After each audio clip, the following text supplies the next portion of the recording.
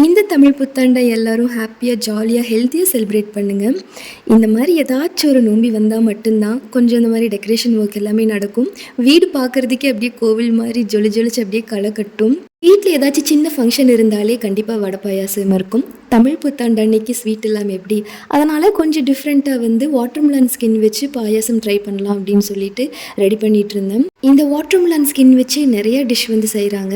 First halwa செய்யலாம் அப்படிங்கிற ஒரு பிளான் இருந்துச்சு. அதுக்கப்புறம் எப்படியும் வடை இருந்தால் பாயாசம் செய்வோம், அல்வா செய்கிறதுக்கு பதிலே இதுலேயே பாயாசம் செஞ்சு ட்ரை பண்ணலாம் அப்படின்னு சொல்லிட்டு டக்குன்னு அந்த ஐடியா தோணுனால தான் சரி பாயாசம் செய்யலான்னு சொல்லி இந்த ஒர்க்கில் இறங்கியாச்சு.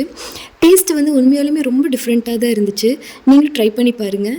இன்கேஸ் உங்களுக்கு வாட்டர்மெலன் ஃப்ளேவர் பிடிக்காது அப்படின்னா கொஞ்சமாக வெனிலா எக்ஸ்ட்ராக் ஆட் பண்ணிட்டீங்கன்னா உங்களுக்கு அந்த வாட்டர்மெலன் ஃப்ளேவர் வராது. இது எல்லாமே செஞ்சு முடிச்சுட்டு இன்றைக்கி நல்ல நாளுங்கிறனால பில்டிங் கட்டுற ஒரு பிளான் இருந்துச்சு. அதனால் நில பூஜையும் இன்றைக்கே வச்சு எல்லாமே நல்லபடியாக பண்ணி முடிச்சாச்சு.